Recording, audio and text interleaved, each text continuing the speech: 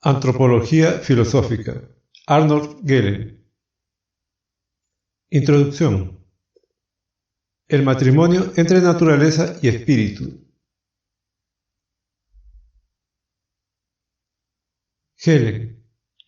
Bien, el niño que se esconde tras el delantal de la madre tiene miedo, pero tiene también el mínimo y el óptimo de seguridad que la situación permite.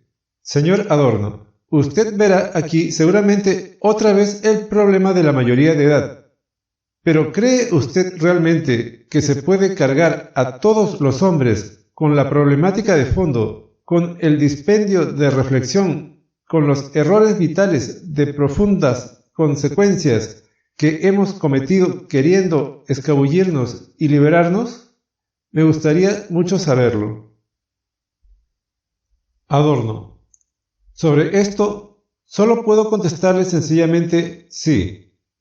Tengo una idea de la felicidad objetiva y de la desesperación objetiva, y yo diría que mientras se descargue a los hombres y no se les dé responsabilidad y autodeterminación totales, su bienestar y su felicidad en este mundo serán pura apariencia, y una apariencia que algún día estallará. Y cuando estalle tendrá consecuencias desastrosas. Gehlen. Y cuando hemos llegado exactamente al punto en el que usted dice sí y yo digo no, o al revés, en el que yo diría que todo lo que hasta el presente sabemos y podemos predicar del hombre indica que su punto de vista, aunque generoso, magnífico incluso, es un punto de vista antropológicamente utópico. Arnold Gehlen cree que las instituciones son diques que protegen al hombre de la barbarie, como el matrimonio protege a los cónyuges del fatos anímico, objetivando las relaciones, enajenándolas para que lo biológico, lo económico y la progenie dominen sobre las personas. Para él, las instituciones son las formas supremas del orden y del destino, que nos amparan y nos consumen sobreviviéndonos largamente. A ellas se entregan los hombres perspicaces con la libertad del que comprende que en ellas se alcanza una subjetividad más elevada, con la única libertad posible, la del sometimiento consciente a un otro. Apple se pregunta, si no existen instituciones como la filosofía en cuanto idea directriz de la meta-institución del lenguaje, como la democracia parlamentaria, que encarnen la subjetividad crítica moderna liberada de las instituciones.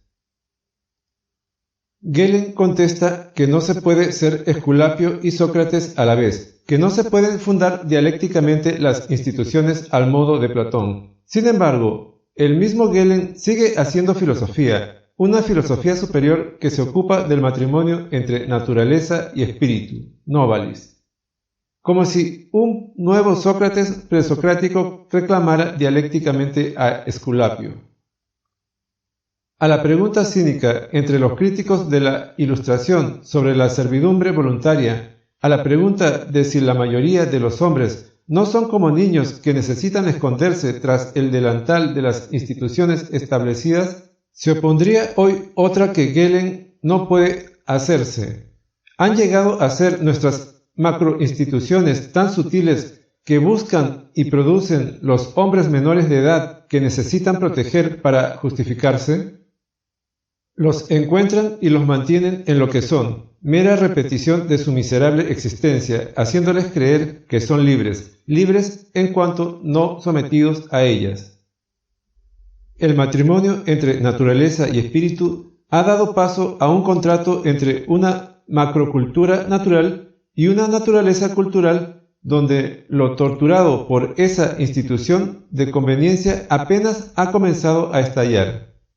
Gehlen ha comprendido bien la fuerza cuasi natural de la cultura, pero su amor por las culturas arcaicas orgánicas le impide asumir lo que vagamente intuye, que detrás del subjetivismo moderno que tanto odia hay bastante más sujeción que en las culturas arcaicas, o que las viejas instituciones que han perdido ya su aura necesitan de nuevo vestidos para proseguir su tarea.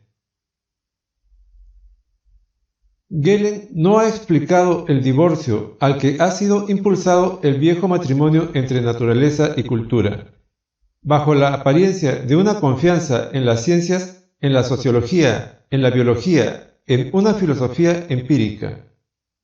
Gehlen desconfía hasta tal punto de ellas que acaba cayendo en una metafísica de lo irracional, claramente premoderna, sin que pueda ampararse en el arte moderno o en recursos de la moderna filosofía que podrían ofrecer un adecuado contrapunto secularizado que no obligase a escarbar hacia un fondo bien problemático.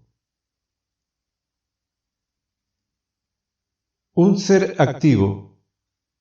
El pensador que ha buscado siempre algo digno de ser servido defiende la dignidad de todo lo consolidado e independizado en la historia humana, de lo que otorga al hombre un carácter de obligatoriedad.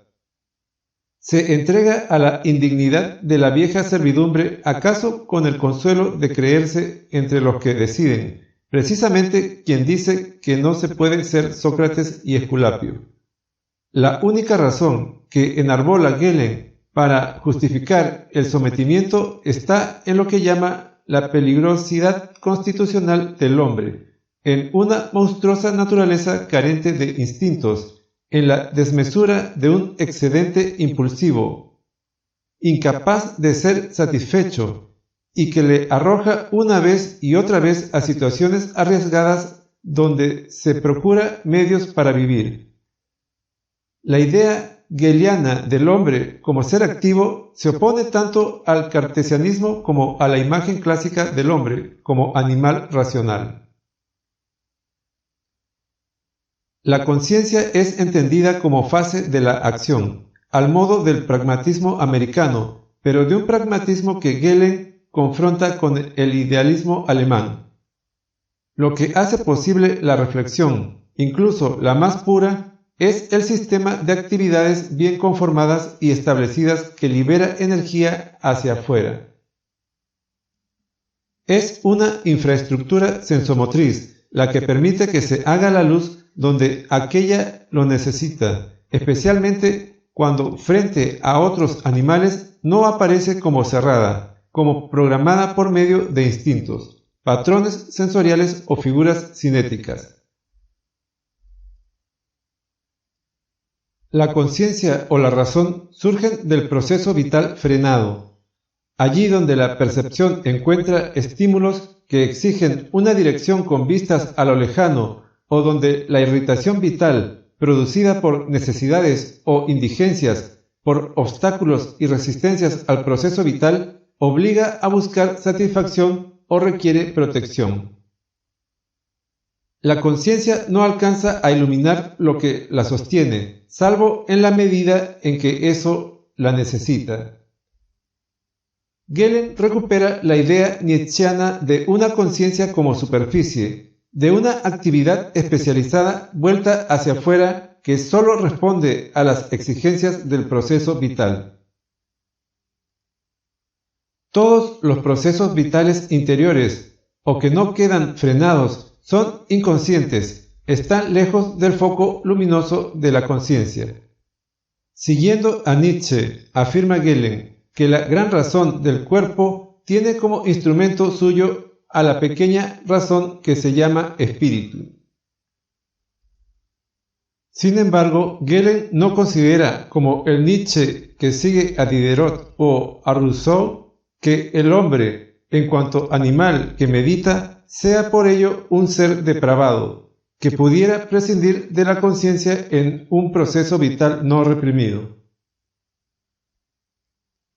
La conciencia está al servicio de la perfección del proceso orgánico, incluso en sus formas más elaboradas, por ello es ineliminable. Gehlen admite que determinados desarrollos de la cultura humana se han desconectado de su raíz, de la efectividad de la vida que puja por ser más vida. El aristocratismo de Gehlen frente al de Nietzsche y otros conservadores se da la mano en la metafísica de una voluntad a más vida. pero se separa con respecto a la valoración de las ciencias o de las artes, de las técnicas. Donde el esteticismo de Nietzsche trata de elevarse por encima de las ciencias en un gesto culturalista impotente de apelación biologista a la potencia, Gehlen busca la seguridad de una existencia que, riéndose de todo conocimiento, usa como medio artes y ciencias. Retengamos una idea antropológica clave de Gehlen. Solo se ilumina lo que es valioso para la complejidad, graduación y mejora de una estructuración y desarrollo funcionales en la oscuridad. Solo se hace consciente lo que el proceso vital necesita iluminar. Lenguaje, imaginación, recuerdo son instrumentos de algo que no puede iluminarse, de un acontecer orgánico cuya finalidad y legalidad se escapa a cualquier conocimiento y que solo podemos barruntar. El conocimiento vinculado estrechamente a la objetivación lingüística es verdadero cuando se muestra fértil, cuando es productivo para la acción, cuando nos arranca del presente para apuntar al futuro. La mera descripción de los hechos o la simple coherencia de lo dicho es estéril en cuanto se limita a reproducir lo que ya conocemos. La falsedad de muchas de esas verdades es opuesta por Gehlen a la verdad de lo irracional, que es la certeza experiencial irracional. Este concepto ocupa un lugar privilegiado en la filosofía de Gehlen como punto de fuga donde confluyen sus investigaciones antropológicas y sociológicas, también como punto ciego al que remite su amorosa entrega al arcaico etos de unas instituciones impermeables a la crítica. Verdad de lo irracional. Para Gehlen, mientras los racionalistas pasan por alto la mirada al mundo real, los empiristas encadenan el pensamiento a los hechos sin admitir que pueda referirse a sí mismo. El pragmatismo ha superado esos extremos, aunque el de Dewey cree que podrían planificarse y reconstruirse las instituciones sociales de un modo experimental. Incluso ahí el pensamiento, el lenguaje, producen la ilusión de bastarse a sí mismos, de ser autárquicos, aunque bajo la forma de un pensamiento operativo. El hombre moderno vive en una segunda naturaleza, al servicio de sus necesidades vitales, que es fruto del sistema industrial. Un hijo de la ciencia. La experiencia es más rica y dilatada de lo que puede traducirse a un comportamiento controlado o previsible. La parte de esa experiencia irracional tiene su verdad en la certeza y opera con una forma propia, la tradición, el instinto, la costumbre, la convicción. Gehlen dice a coro con Nietzsche, Pareto y Carl Schmitt que lo ilógico es necesario para el hombre, que una cultura elevada exige que muchas cosas se dejen sin explicar. Vivimos con numerosas certezas sobre lo que es y sobre lo que debe ser que no son cuestionadas, que resisten las crisis, que no deben ser cuestionadas. El prejuicio, como lo que se convierte en certeza sin haber sido antes un problema, es tan efectivo como el experimento controlado y se requiere obligatoriamente porque nuestra necesidad de actuar es siempre mayor que nuestra posibilidad de conocer. Gehlen acepta que las acciones ilógicas pueden ser sustituidas en gran parte por métodos racionales, pero afirma que no pueden desaparecer totalmente. Es precisamente el proceso de adquisición de experiencia el que lo impide, en cuanto que partimos de nuestras necesidades y de lo que ha sido satisfecho para tratar con circunstancias cambiantes. Se forma una base de reacción desde la que asumimos los cambios en la realidad, Actuamos en la dirección que corresponde a lo que somos, a ese núcleo caracteriológico que es un accidente absoluto, algo irracional. En el individuo, la experiencia es un proceso de formación del carácter. En lo social, la opinión pública se forma por mediación, contagio e imitación, por sugestiones y sentimientos. El proceso del crecimiento de la certeza es plenamente irracional y como tal inexplicable. Gehlen remite a un fondo considerado positivamente donde el pensamiento es sacrificado. Más allá de lo instrumental. Gehlen cree que el pensamiento moderno, específicamente europeo, ha transformado las condiciones de vida de la humanidad, pero al precio de un proceso de renuncia enorme. Renuncia a satisfacer intereses religiosos en el conocimiento científico, renuncia a nuestros deseos de influencia mágica en los hechos, renuncia a las asociaciones metafóricas basadas en la apariencia, renuncia a lo que nos entregan los sentidos. Esas renuncias a lo establecido durante siglos son inhumanas y peligrosas, porque la naturaleza humana sigue viviendo de impulsos y convicciones irracionales, de una experiencia amplia que filtró la ciencia.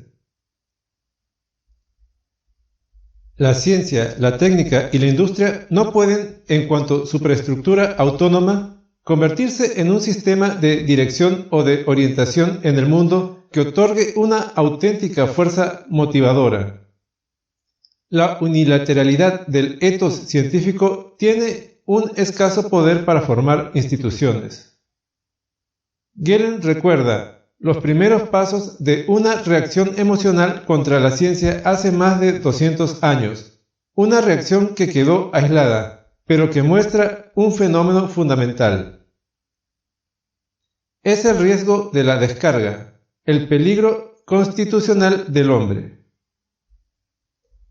Un ser cuyos impulsos, movimientos y sensaciones no están cerrados a la presión de lo inmediato. Un ser cuyas carencias constitutivas, por comparación con otros animales, debe suplirlas mediante su propia actividad y en condiciones inventadas, donde la vivencia y lo objetivo se compenetran, puede mantener el contacto con el mundo. Pero como solo lo puede hacer indirectamente, planificando y probando, en lugar de moverse directamente con instintos, patrones de movimiento o configuraciones perceptivas que en otros animales aseguran la efectividad de su conducta, puede perder la referencia a lo actual. El peligro que espanta a Gehlen está en la enorme plasticidad pulsional humana, en cómo las acciones pueden convertirse ellas mismas en necesidades, refinándose hasta un punto en el que ya no reencuentren más el mundo y prosigan en sí mismas. En lo que nos salva yace la posibilidad de la destrucción. Gehlen conjura ese peligro criticando el romanticismo que huye de lo actual, el rousseauismo que pretende volver a la naturaleza. Gehlen lanza su famosa consigna: volvamos a la cultura. En un sentido preciso, abandonemos el caos de una cultura demasiado diferenciada y enriquecida donde predomina un arte neurótico, una religión sentimental, una legislación flexible, una frivolidad generalizada. Regresemos a la disciplina, a la protección de unos moldes institucionales rígidos que ponen freno a las debilidades de la naturaleza humana. En realidad, ese grito exige regresar a la naturaleza de la cultura, y así es tan rousseauiano como el que rechaza. Un hombre como ser cultural por naturaleza retratado en la antropología filosófica de Gehlen da paso a una cultura cuasi natural que sostiene a ese ser, como defiende en su filosofía de las instituciones. Esta es la contradicción decisiva del pensamiento de Gehlen, lo que le otorga toda su dinámica y su rigor, lo que sólo resuelve al precio de introducir subrepticiamente una hipóstasis de determinadas formas de vida social, las propias de las sociedades orgánicas. Esa naturalización de ciertas instituciones de la cultura humana no es ajena a la culturización de pulsiones, percepciones y movimientos de la naturaleza humana. El ser cultural, por naturaleza, es también un ser natural por la cultura. El lugar donde Gehlen se enfrenta con Adorno, rechazando una dinámica institucional que otorgue responsabilidad a los hombres y defendiendo unas instituciones básicas ante la plasticidad pulsional, es complementario del enfrentamiento con Freud al rechazar la idea de pulsiones básicas para defender instituciones fundamentales.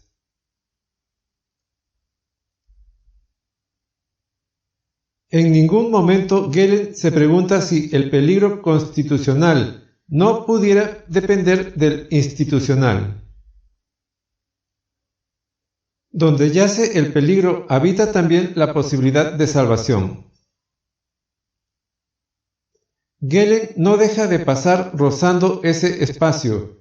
El correctivo para esos peligros, el constitucional y el institucional, está solo en el contacto social abierto que la constitución social tiene que proporcionar e incluso forzar. La amplia llanura de los hechos patentes y ordenados de una comunidad es donde confluyen todas las acciones y tienen que encontrar el mundo. Gehlen lo cierra in misericorde cuando entiende ese contacto social no como discusión entre iguales y protección de los que sufren, al modo de Adorno, sino como subordinación y conducción, como aristocratismo, al modo de Nietzsche y del conservadurismo moderno de Juncker y Smith. Gehlen no supo descubrir las ventajas para la subordinación y la conducción de formas democráticas que ocultan los privilegios individuales bajo la máscara de la igualdad formal, donde él veía un caos que debía ser conducido a las viejas disciplinas. Hoy otros encuentran un orden complejo que disciplina mejor las pulsiones humanas y que resuelve con eficiencia los viejos conflictos que hundieron las sociedades que amaba Gehlen. Es la sombra de una vieja metafísica. Además de algo irracional individual, lo que impide a Gehlen ver lo que Luhmann entiende perfectamente. Pero no es imposible que el curso de la historia acabe por recuperar el viejo sometimiento que probó en nuestro siglo el nacionalsocialismo con el que coquetearon Gehlen y otros pensadores del ser, para tratar de controlar los estallidos sociales de un mundo donde crece el hambre y la insolidaridad, y a los que pronto no podrá hacer frente una dominación maquillada de funcionalismo sistémico. Institucionalismo. Gehlen es consciente del salto teórico que se produce entre un discurso que trabaja con una abstracción, la de un ser activo individual, incapaz de abordar adecuadamente hechos sociales comunitarios, y otro discurso que aborda fenómenos colectivos del mundo histórico social. Es el salto entre antropología filosófica y filosofía social. Gehlen se hace una importante autocrítica al negar que se pueda establecer una relación directa entre instituciones y constitución biológica, que se pueda apelar a una fantasía creadora de dioses que lleva al hombre por encima de los peligros de su inestabilidad e impotencia. El biologismo, por amplio que se entienda, pone entre paréntesis el mundo social, como han hecho Schelling, Betz, Scheler-Bergson. Frente a ello, Gehlen quiere partir de los fenómenos colectivos estudiados por las ciencias sociales, tomando como modelo a Max Weber y apoyándose en el concepto de institución de M. Hauriu. Arranca de la sociología, pero va más allá, en la dirección de lo teleológico. Gehlen quiere repetir el camino de Hegel sin convicciones cristianas. Trata de partir de las figuras sociohistóricas y destilar convicciones definitivas. Ya no le basta con intentar penetrar en el concepto de hombre y en su constitución biológica en sentido amplio. El antropologismo deja paso a un institucionalismo radical. Para Gehlen, uno de los resultados de la Ilustración ha sido que el lenguaje, el derecho, la religión, la moral, el arte aparezcan como hechos sociales que surgen históricamente de la actuación en común de los hombres. Desde Montesquieu se fue haciendo patente la multiplicidad de configuraciones religiosas, jurídicas y sociológicas como representaciones que pueden investigarse. La conciencia preilustrada que vive de la palabra de Dios y considera otras creencias como meras supersticiones o locuras, da paso a una conciencia histórica que relativiza sus propias creencias. Llevada a su extremo, esa conciencia histórica historiza sus propias convicciones, desvinculándolas de la experiencia natural y social, y convirtiéndolas en meras ideas o representaciones entre otras posibles. Las instituciones más heterogéneas, incluso las de pueblos exóticos, se vuelven verdades posibles. Surge el problema del relativismo. Si nada es verdad, ¿no está todo permitido? Tras Hegel, Dilthey ha intentado superar el relativismo percibiendo el punto de partida de cada cosmovisión como si la mera comprensión otorgara fuerza y seguridad. Para Gehlen, Dilthey no ha comprendido la diferencia entre voluntad imaginada y voluntad real. La enorme capacidad del hombre moderno para comprender las cosmovisiones de otros pueblos o del pasado ha permitido el análisis científico y objetivo de diversos sistemas culturales, pero al mismo tiempo, en cuanto se alcanza esa soberanía de espíritu que convierte la propia alma en sujeto de ficción, genera una enorme debilidad para la motivación. Gehlen rechaza la superación del relativismo que se representa las instituciones como surgidas de un obrar finalístico racional, al modo de Malinowski, convirtiendo la cultura en un gigantesco instrumento que resuelve los problemas concretos que salen al encuentro en el medio ambiente cuando se tratan de satisfacer las indigencias. Malinowski necesita suponer un esquema de instintos que son satisfechos por un proceder consciente de sus fines. Necesita presuponer lo que precisamente trata de explicar. Otra solución al relativismo es la interpretación psicológica e histórica, al estilo de Bergson y Scheler. Reduce las instituciones a su contenido representativo y destaca el aspecto vivificante y estimulante que otorgan a la vida subjetiva del hombre. Pero así no es posible alcanzar a comprender las instituciones objetivas y sus categorías. Gehlen busca una respuesta ontológica al relativismo. El anti-ilustrado se enfrenta a la ilustración y a lo que llama subjetivismo, pero necesita una noche de indiferencia que no le permite distinguir diferentes caminos en la ilustración. Protofantasía. Gehlen encuentra dos tipos fundamentales e irreductibles entre sí de conciencia. La conciencia instrumental, opera con las categorías de medio, fin, necesidad, se adopta a las categorías de la materia, se aprovecha de la naturaleza.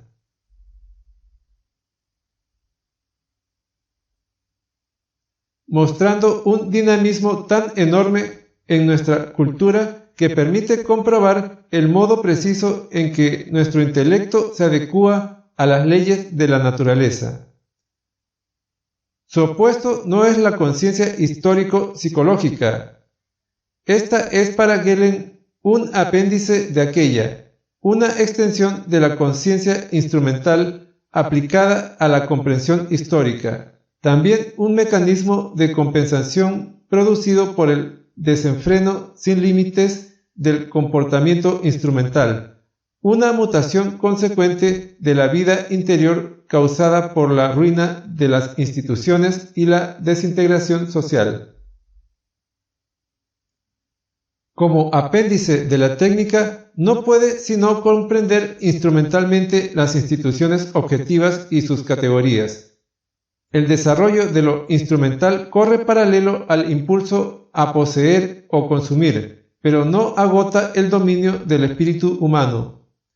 Maliciosamente, Gehlen menciona el caso de la cultura suñí de Nuevo México, fosilizada a causa del desarrollo obsesivo de los rituales, de una superespecialización que se convirtió en peligrosa al perder el contacto con el mundo humano. La lucha a comienzos de siglo entre ciencias de la naturaleza y del espíritu carece para Gehlen de importancia filosófica. Es más decisiva la repugnancia real entre la instancia instrumental del espíritu con su apéndice comprensivo y la conciencia ideativa, antes denominada metafísica. Tal repugnancia real no es una mera contradicción, sino un choque de tendencias dirigidas en sentido contrario y que desemboca en conflicto real, como ocurre en la vida pulsional humana, donde la psicología profunda encuentra pulsiones en litigio, como el conflicto entre deber e inclinación o entre determinación individual del sentimiento y determinación social de la obligación. En el espíritu humano hay dos instancias distintas. La conciencia actúa de modo concreto cuando funda instituciones centradas en una idea directriz. Gehlen toma el totemismo como ejemplo privilegiado para mostrar ese modo de actuar. El totemismo ha puesto en marcha cosas tan decisivas como la negación de la antropofagia, la exogamia, la aparición de mitos, el descubrimiento de la agricultura y la domesticación de animales. Gehlen postula un modo de obrar que tiene la cualidad de hacerse exclusivo frenando otras posibilidades. La antropofagia debió ser lo más práctico en situaciones críticas, como el comerse todas las plantas y semillas sin reservar algunas para el año siguiente. Solo pudo superarse esa inmediata utilidad mediante un comportamiento indirecto, con un tabú que solo secundariamente se mostró. Más allá de lo psicológico o lo instrumental, efectivo y desarrollable instrumentalmente, mucho más efectivo que el comportamiento anterior. Aparece la categoría clave de Gehlen, la que desde su filosofía de las instituciones permite recuperar la estabilidad natural de los instintos, la categoría de convivencia objetiva secundaria, característica del obrar ideativo frente a la mera adecuación primaria o subjetiva del obrar instrumental o psicológico. El comportamiento ideativo se caracteriza por la corporización, la autoconciencia indirecta, la obligación venida desde fuera, el ascetismo, la creencia en otro yo creador. Tales categorías tienen que coincidir con categorías que conectan lo orgánico y lo humano, al modo en que las categorías instrumentales coinciden con lo inorgánico.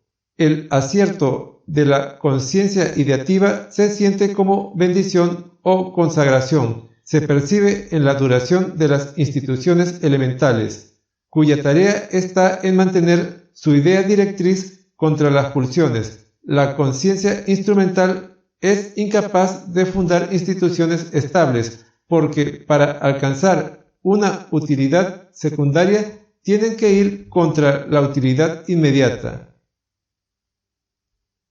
Las instituciones retienen las conformidades objetivas secundarias después de haber sido liberadas por el comportamiento ideativo.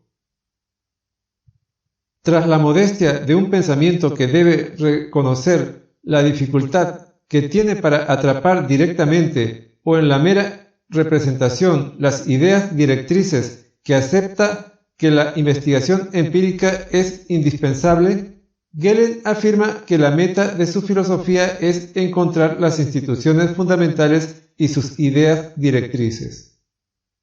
Porque en ellas, como producto de un comportamiento humano complejísimo, aparece aquella profundidad donde se encuentran naturaleza y espíritu. Esa profundidad remite a lo que está más allá de los límites de lo pensable, a la protofantasía.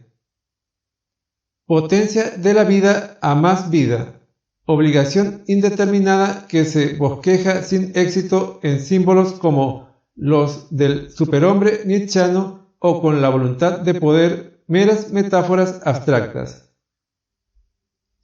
Allí donde despuntan las fuerzas de la vida aparece una tendencia hacia la elevación, una intensidad de corriente.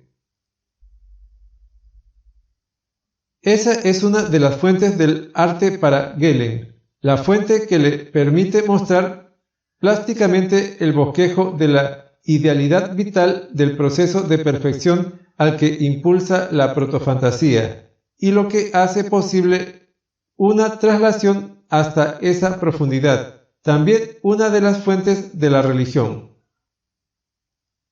Pero ese arte al que remite Gehlen nada tiene que ver con el moderno, que ya no permite ninguna traslación a ese fondo. La relación entre arte clásico y protofantasía muestra lo que oculta Gehlen, la relación con una vieja protofantasía, la que permitía una sociedad jerarquizada con instituciones fuertes y autoritarias. El menosprecio de Gehlen hacia el arte moderno de este siglo prueba indirectamente su menosprecio a lo que éste abre con su transformación, a la idealidad que habita en la apariencia, su desprecio de la traslación a la enorme profundidad de la superficie muestra su no apertura al mundo moderno, apertura que desarrolla su antropología y que niega su filosofía de las instituciones. Nuevas ideas directrices. El patrimonio entre naturaleza y espíritu, convertido ya en un contrato forzoso entre una naturaleza aparentemente esquilmada, llena de cicatrices, y una cultura naturalizada, de complejidad selvática, debería abrirse a las novedades históricas, si no quiere que tras la aparente protección de la progenie de lo económico y lo biológico acaben por destruirse. La naturaleza pura tiene poco de idílico, por mucho que despierten ternura las heridas del proceso de dominación y sus excrementos. Solo una tecnología amistosa con lo natural podría conseguir que brote en la naturaleza una faz amiga. La sociedad moderna esconde, tras la apariencia caótica para el pensador clásico, tanto un orden férreo como ninguno anterior, que alcanza a los rincones del deseo y de las pulsiones, donde lo subjetivo se ha convertido en estereotipo objetivo, como potenciales de innovación que han tenido que renunciar a las formas clásicas y que aparecen con un aspecto enfermizo. El arte neurótico de nuestro presente, como lo califica Gehlen, no solo debiera hacer pensar en la neurosis de muchos investigadores científicos y tecnológicos, o en la melancolía poco intelectual de los poderosos, sino también en lo que imita la fealdad del mundo. Como en otras épocas ocurrió con la industria y la ciencia, con la tecnología y el arte, con ciertas formas sociales, no son hoy las artes autónomas que resisten las imposiciones del mercado de la cultura, de las ciencias y las tecnologías autónomas frente a exigencias políticas e industriales, el derecho abierto a la multiplicidad social y cultural, la filosofía moderna que desoye el canto de las sirenas, la subjetividad moderna rompedora de estereotipos. ¿No son todas ellas instituciones que tratan de desarrollar ideas directrices que se enfrentan con lo ya consagrado, con las viejas utilidades y nuevas utilidades que impiden la apertura al mundo de lo humano? ¿No tratan de consagrar una conformidad objetiva secundaria que frene los potenciales destructivos de la sociedad moderna, la nueva antropofagia y la moderna endogamia? La cultura moderna, que arranca de las condiciones de la ilustración y que moviliza ciertos potenciales de la subjetividad, podría verse como una institucionalización pocas veces exitosa, en la que se trata de mediar entre espíritu objetivo y subjetivo, entre naturaleza y cultura, entre universalidad e individualidad. Si solo se hace la luz en lo que el proceso vital necesita, ¿qué es lo que ilumina la cultura moderna con toda su diferenciación y multiplicidad ante el proceso social?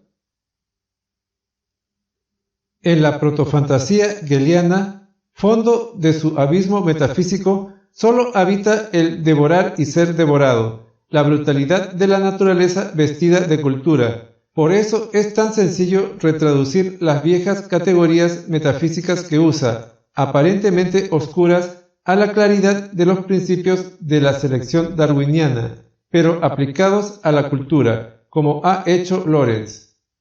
La dignidad del hombre acaba por ser reducida a la de un mono que ha tenido éxito en la competencia natural gracias a la cultura.